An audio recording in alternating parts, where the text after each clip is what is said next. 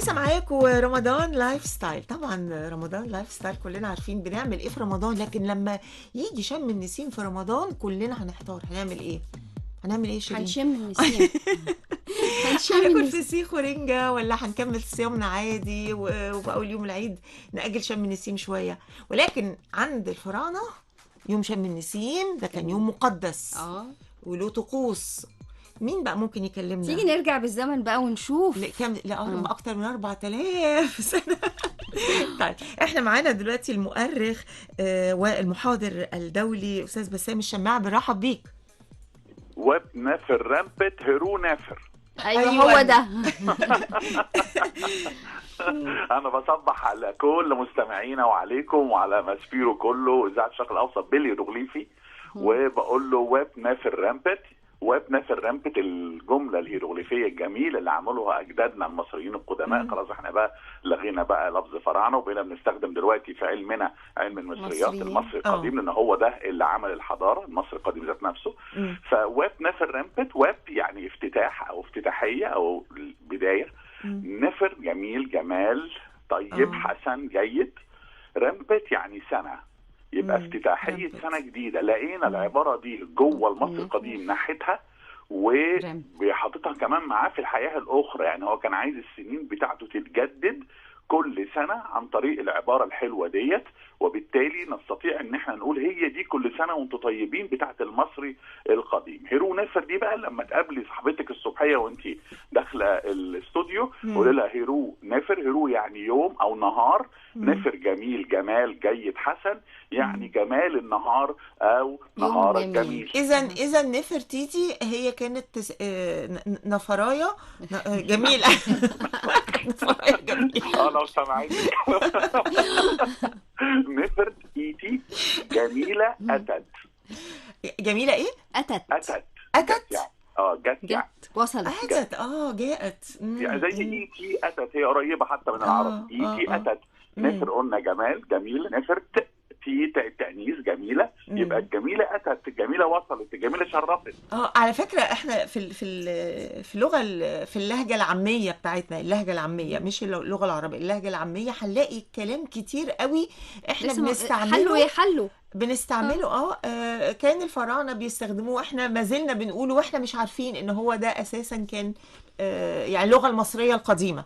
ده اللي خلى البعض يحلو للبعض ان هو يعمل رابط ما بين كلمة شمو وكلمة شم. شمو واحد من المواسم الثلاثه، ورغم ان ده صعب ان انت تقولي لي، ان انت زي ما انت قلتي كده هو في البدايه احنا بنتكلم على 4000 سنه و4000 سنوي، فصعب قوي ان انت تربطي ما بين كلمه بمعناها باصلها برصدها على مدار 4000 سنه. لكن بيحلو للبعض ان هو يقول لك شمو هو له علاقه بشم. هي صعبه شويه ان انت تثبتيها، اقرب الى المستحيل، لكن احنا بنحب حكايه الجرس دي، حكايه ان الكلمه يبقى ايه، يبقى لها جرس معين. المهم ان شمو ده يا جماعه واحد من المواسم الثلاثه في مصر القديمه. يعني المواسم يعني الموسم 4 شهور في مصر القديمه، يبقى اذا مصر القديمه عنده كام موسم؟ 3. احنا عندنا كام موسم دلوقتي؟ 4. احنا عندنا 4 كل سنه. لا، مصر القديم كان عنده 3 في 4 شهور كل موسم، يعني 12 شهر في السنه. 4 في 3 ب 12. طيب الثلاث مواسم دول ايه؟ في موسم اسمه بارت. الدنيا بتبقى حلوه بقى كده بقى، والدنيا ربيع بقى، ودخولنا بقى على الربيع بقى ودخولنا. وكان هذا الموسم موسم حاجه اسمها لما تبدا المحاصيل تظهر. لما تبدا المحاصيل تظهر اللي هو الربيع. انت لما بتشوفي في الربيع بتشوفي الحاجات بدات تظهر وبتخضر وبتبقى لذيذه قوي. كويس. وعندنا كمان الاخت ده مهم قوي بالهيروغليفي. اخت يعني فيضان، ده موسم مهم قوي على فكره. بدايه السنه عنده ده بالظبط، برافو عليك. ده 19 يوليو بالظبط بالايام بتاعتنا. 19 يوليو كانت بدايه السنه الجديده، يعني 19 يوليو تتصلوا بيا نعمل مداخله نقول نافر رامبت بجد بقى في المصري القديم. 19 يوليو بدايه الفيضان. سنه بتبتدي، في سنه بتروح وسنه بتبعث، في سنه جديده بتتولد، زي ما الارض هتتولد لما الفيضان يجي ويجيب معاه الطين والغريان والخصوبه. يبقى بالتالي يبقى هذا الاخر مهم جدا بالنسبه للمصري القديم. في بقى شمو بقى ده اللي هو الحصاد. الشيمو ده اللي هو ايه؟ الحصاد. الحصاد. احنا دخلنا، مصر دخلت رسميا الربيع السنه دي يوم الثلاث 21 مارس. يقعد 3 شهور وبنتكلم لغايه كام يا بسام؟ لغايه 21 يونيو بالنون تقعد انت في رسميا في فصل الربيع. المهم نرجع للمصري القديم. طيب والمأكولات والخروجات والسعاده والعيد، احنا في مصر القديمه عملنا اسم للعيد. انت حضاره سمت العيد كلمه، يبقى اذا عرف العيد وعرف الاعياد، ادي واحد. سمى العيد كلمه لذيذه قوي، كل المستمعين بتوعنا هتبقى سهله بالنسبه لهم ان هم يحفظوها، هتبقى اسهل شويه ونوقفنا في الرمز. هتبقى ايه؟ هتبقى حب. حب حب حب. كلمه حب بالهيروغليفي لما تقولي حب زي فعل الامر من حب كده، حب كويس معناها عيد. واقول لك بقى على حاجه بقى، واقول للساده المتابعين حاجه لطيفه قوي. في ملك في مصر القديمه سمى نفسه حاجه فيها عيد. حر ام حب، حورس فيه عيد، الصقر في عيد، حر ام حب. احنا نسميه ايه؟ نسميه حر محب. ايوه.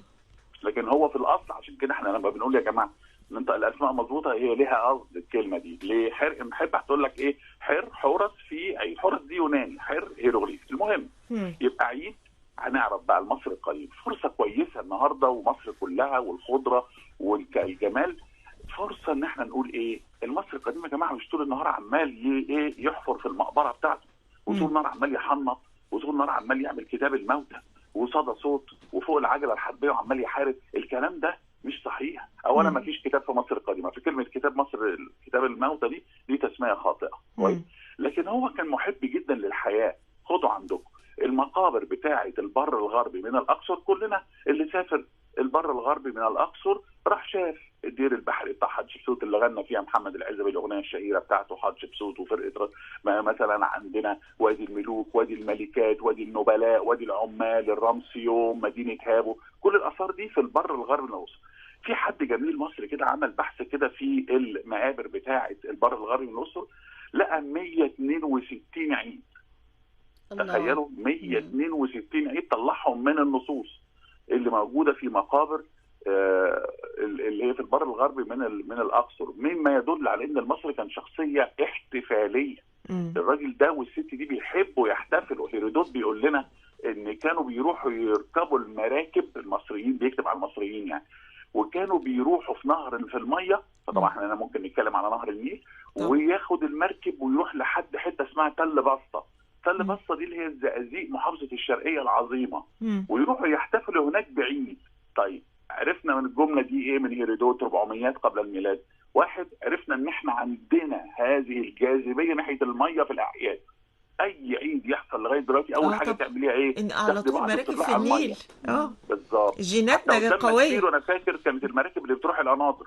كان قدام ماسبيرو كان في مراكب تاخد الناس وتروح القناطر. طبعا.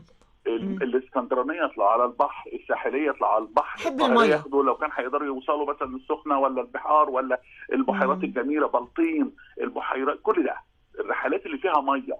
ده اتاري الكلام دوت من الاف السنين كان عندنا، وكنا بنروح للميه. وكان هيرودوت بيحكي لنا ان المصريين يركبوا المراكب ويصفقوا ويغنوا.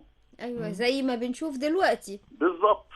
فكره ان انت تجمعي اصحابك وتقعدوا تغنوا وتبقوا هافينج، زي ما بيسموها كده هافينج جريت تايم، يعني واخده بالك انتوا مستمتعين بوقتكم ومستمتعين بالموضوع، استمتاع بريء جميل ما فيهوش اي نوع من انواع الايه فهنا بقى الفكره بتاعت المصري. طب والمأكولات؟ المصري على مدار كل السنه بقى، مش النهارده بس، على مدار كل السنه كان المصري القديم ليه مأكولات بيحبها.